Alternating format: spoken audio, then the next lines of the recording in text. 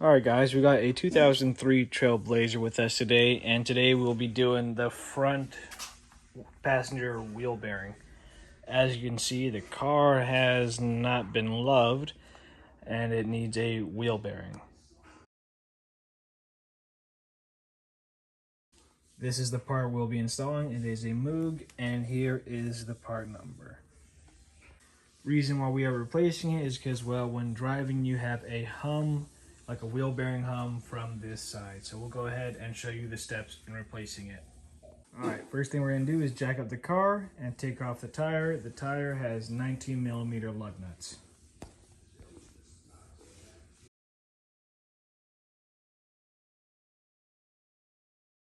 Alright, so here we are. We're going to have to go ahead and remove the brake caliper and bracket.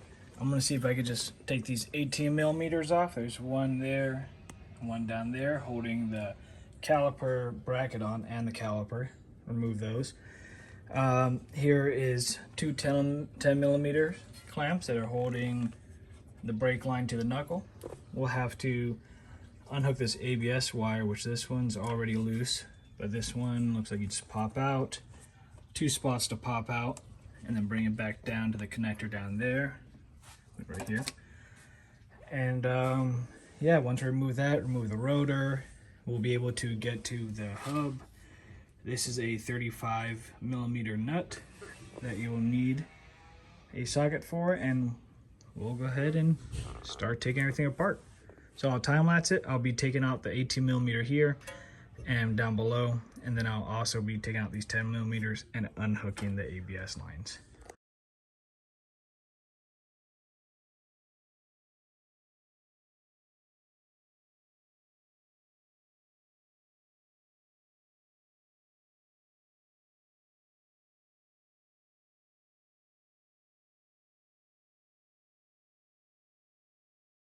Alright, so here we are. We got the rotor and brakes removed. You see we took the caliper and the pads off together. You could take them individually, but our pads got plenty of life, so we're leaving it as is, and it's easier. Now, if you saw in the time lapse, the bottom bolt came out with the impact. The top bolt, I had to get a brake cover on it. Just whatever works for you. I went ahead and also unplugged the sensor, the ABS wire. Unplugged from here. It has a lock that you got to pull back before you press down and release. So now we're going to go ahead and remove the axle nut, and then these bolts right here that we access from the back side are what hold your wheel bearing in. But in order to access that, we have to separate it from the axle. And then from there, we should be able to pull out the wheel bearing. Hopefully it comes out nicely. If not, sledge or a slide hammer. All right, 35mm. That's what we're going to use to remove the axle nut. If you don't have an impact, you're going to need someone to hold some threads, get a pry bar or something to go ahead and hold the axle from moving. Impact is the best way.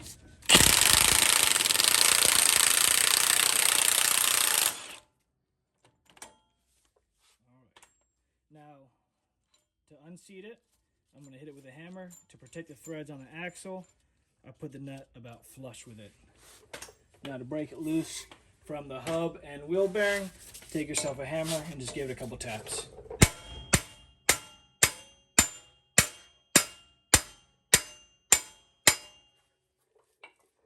There you go.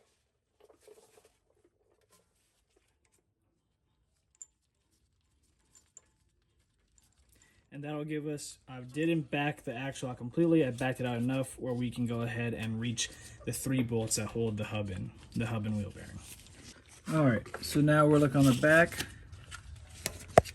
There's 1, 2 up top, and a 3rd around the side. Right there, they are 18mm. I'm going to remove all 3.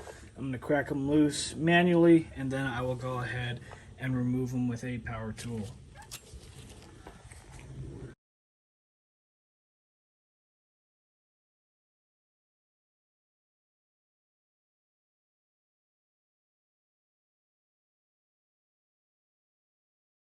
Alright, so here's the old wheel bearing and hub, here's the new one. The connectors match.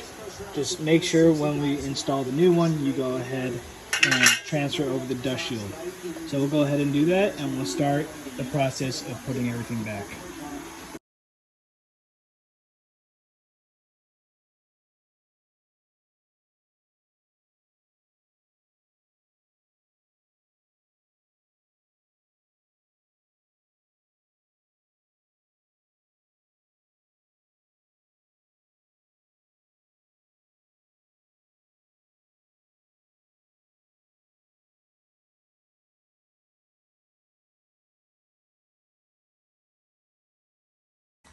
All right, new wheel bearing in, axle in. The axle nut gets torqued to 103, and the 3 bolts that hold in the hub and bearing get torqued to 77. So you'll see that in the next time lapse as I put everything else back together.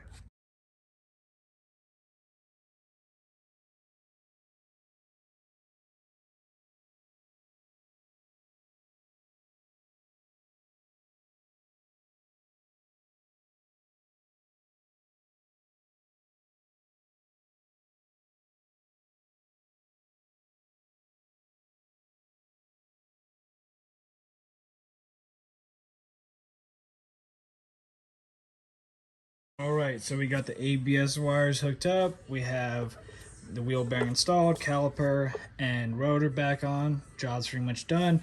We're gonna torque the caliper mounting bolts to 110 foot-pounds, and then throw the tire back on, and the lug nuts get torqued to 100 foot-pounds. And that's it for this job. Pretty easy, not too bad. If you have any questions, go ahead and leave in the comments down below, and don't forget to subscribe. I'm gonna time lapse the rest.